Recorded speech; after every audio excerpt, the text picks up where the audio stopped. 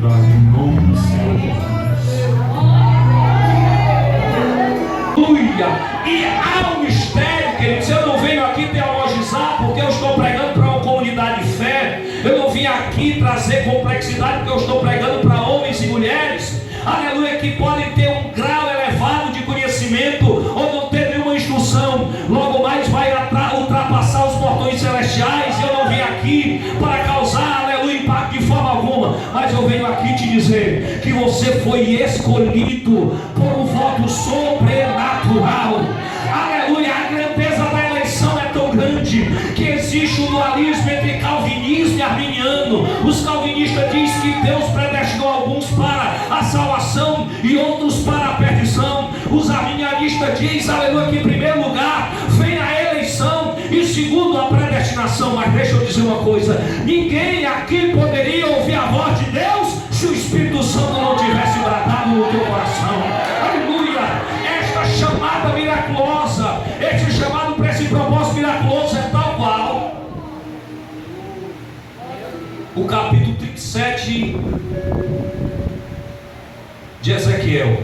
O capítulo 37 de Ezequiel é a natureza vívida de uma vocação eterna. A Bíblia diz que estavam todos ali ossos sequíssimos, mortos, desfacelados, todos desanexados das suas juntas e medulas, e houve uma ordem para que o Ezequiel profetizasse aquele vale de ossos secos, e ele profetizou. Mas quando ele profetizou, foi necessário o Espírito vir. Em primeiro lugar, ele profetizou, cada osso se juntou ao seu osso. Depois veio o nervo, depois veio carne, depois veio pele. Mas ainda eles permaneciam inanimados, sem vida. Mas de repente o Espírito veio, entrou naqueles corpos e eles se colocaram de pé. Irmãos, o que isso tem a ver com vocação? Aleluia, qual a tua vocação? Isso ali era o agir do Espírito de Deus na vida do pecador. É por isso que a igreja tem que pecar, ou melhor, tem que pregar. Porque enquanto a igreja prega, o Espírito de Deus vai no coração que está morto, produz vida e ele aceita Jesus.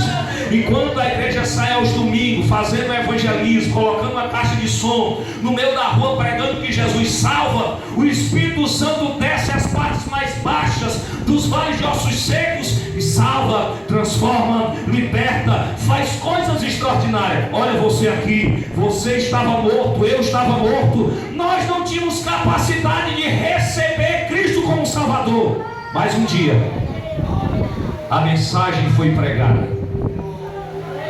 Glória a Deus. E houve uma responsiva do Espírito de Deus até em nós.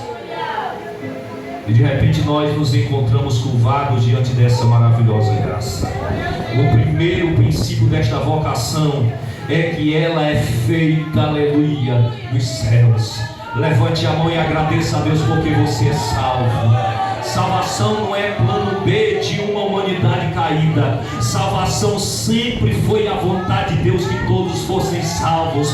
Agradeça a Deus, louve a Deus, porque se fosse pelos teus méritos, você não era salvo. Se fosse pelos meus méritos, não havia nenhuma possibilidade de hoje à noite você levantar a mão e dizer: eu sou salvo. Mas houve-se um agir na eternidade. Glória.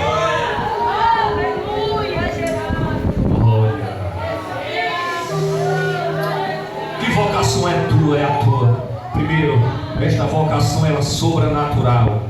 Se um dia perguntar para você qual foi o parâmetro, qual foi, aleluia, o requisito que Deus utilizou para salvar você, você vai contar uma parábola seguinte. Existia um pai que ele tinha um filho muito rico. E chegou o tempo do filho casar e ele disse: pai, eu vou sair e eu vou ao encontro da minha noiva. E o pai disse: vá, meu filho, e quando você encontrar, me diga como são as características desta noiva. O filho foi, passou um tempo, ele ligou para o pai e disse: pai, encontrei minha noiva e eu vou casar. E o pai disse para ele: meu filho, me fale aí das características dessa noiva. Ele disse: pai, em primeiro lugar, a noiva ela é aleijada, ela está em cadeira de roda. Segundo, pai, ela é cega. Segundo, ela é muda. Terceiro, pai, aleluia, ela não tem uma fisionomia bonita. E o pai disse para o filho: filho, e quais foram os critérios que você se utilizou para escolher essa noiva? Ele disse: simplesmente, meu pai, eu amei. Quando você ama alguém, aleluia, pelo que ele tem, não é amor, é ambição. Quando você ama alguém pelo que ele sabe, não é amor, é admiração. Quando você ama alguém por aquilo que ele apresenta, não é amor, é atração. Mas quando você ama alguém e não vê razão para amar, isso é amor eterno. Deus olhou para você e não via nada que agradasse, mas eu disse: eu amei, eu chamei pelo nome. É cheio de defeito, mas é meu. Eu vocacionei, eu chamei. Levante a sua mão e adore, porque você não foi salvo aqui na terra, você foi escolhido nos céus. Aleluia!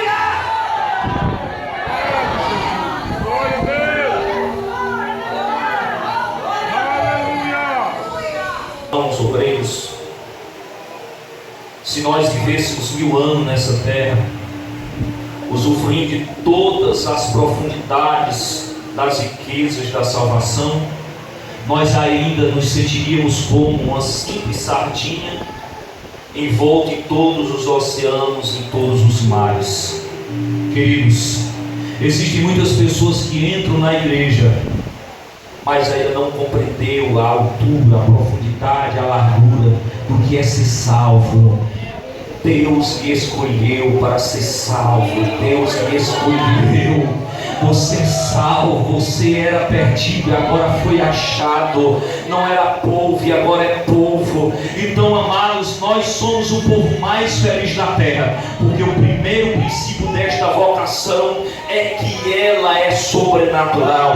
O segundo princípio desta vocação é que ela promove uma reversão de visão humana. Aleluia. A Bíblia diz lá para Paulo escrever na igreja em Coríntios, capítulo 4, verso 3 ao 6, ele vai dizer o seguinte: amados, mas ainda o nosso evangelho está encoberto para os que se perdem. Sim, ele está encoberto, dos quais o Deus deste século cegou os entendimentos dos incrédulos, para que não vejam resplandecer a luz do evangelho de Deus. Resplandecesse a luz é que resplandeceu em nossos corações, para a iluminação do conhecimento da glória de Deus na face de Jesus Cristo, Senhor nosso.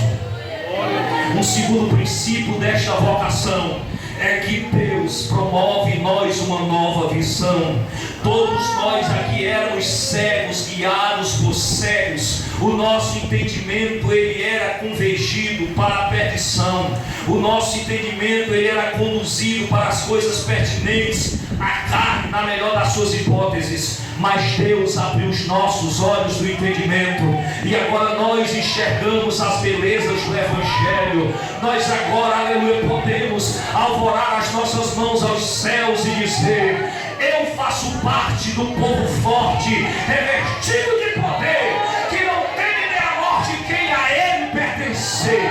Os seus olhos foram abertos, o seu entendimento foi vislumbrado para a nova visão. Paulo vai dizer: aleluia, aleluia. A mensagem mais profunda, a mensagem mais elaborada que Paulo pregou, amados irmãos, foi no Areópago lá em Atenas. Ele pregou uma mensagem com teor filosófico, ele pregou uma mensagem com teor teológico, ele pregou uma mensagem com teor poético, e ele, aleluia, discrimina, aleluia, filósofos, poetas. E quando ele termina de pregar, meus queridos, porque salvação é pregar ou largar, salvação é crer que Jesus ressuscitou dos mortos ou não. Aí Paulo saiu dali triste, porque ninguém se converteu. Quando ele chegou na cidade de Corinto, já tinha passado Pedro, já tinha passado Apolo. A cidade de Corinto estava, aleluia, envolta na filosofia helenística, queria saber de coisas profundas e acuradas. E Paulo agora diz para ele: queridos, deixa eu dizer uma coisa para vocês. Eu não fui ter com vocês com palavras de sublimidade e sabedoria humana. Eu fui ter com você com demonstração de poder. E tem mais uma coisa aqui: a palavra da cruz é loucura para os que perecem, mas para nós é poder de Deus. O judeu, eles pedem um sinal, os gregos buscam a sabedoria, mas nós pegamos Cristo crucificado. Evangelho é simplicidade, evangelho é abrir as olhos do entendimento. Levante a sua mão e adore a Deus, porque você era cego, eu era cego, e agora a gente enxerga o caminho da cruz.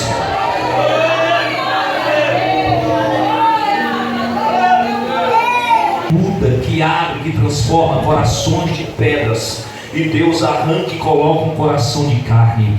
Quantos daqui, irmãos, aleluia, era totalmente enrijecido quanto à mensagem do Evangelho, mas sabendo, pois, irmãos, que não foi com coisas corruptíveis que vocês foram comprados da vossa vã maneira de viver, que por tradição vocês receberam dos vossos pais, mas vocês foram comprados pelo sangue de Cristo, o Cordeiro imaculado, que esteve preparado desde a fundação do mundo e que agora foi manifesto nos últimos tempos por amor de vós. Aleluia, o nosso coração era enrijecido, mas o Espírito de Deus abriu o nosso coração para ouvir a mensagem, e agora nós somos salvos, somos libertos do pecado, e agora temos uma nova regeneração em Cristo Jesus. Sim. É possível alguém não ser salvo e receber esta salvação? Sim. Judas andou com Cristo, por uma fração de segundo perdeu esta salvação. Aleluia, o ladrão da cruz, por uma fração de segundos, ele abraçou esta salvação, porque a vocação é de Deus, mas o operacionalizar é nosso. Então zele o seu chamado, zele a sua vocação. Queridos, nós estamos vivendo uma época de abandono de posição, de cristãos que estão abandonando os seus postos, que estão se desvencilhando da sua vocação, que não querem mais receber cargos, que não querem mais operacionalizar os dons, que não querem mais estar, aleluia, no serviço diaconal, na obra de Deus. Amados, aleluia, a gente pode dormir salvo e acordar perdido. Por quê? Porque a salvação é dada por Deus, mas é operacionalizada por nós. Aleluia, aceite os desafios que Deus tem para a sua vida, aceite o chamado, não abra mão daquilo que os céus têm reservado para você.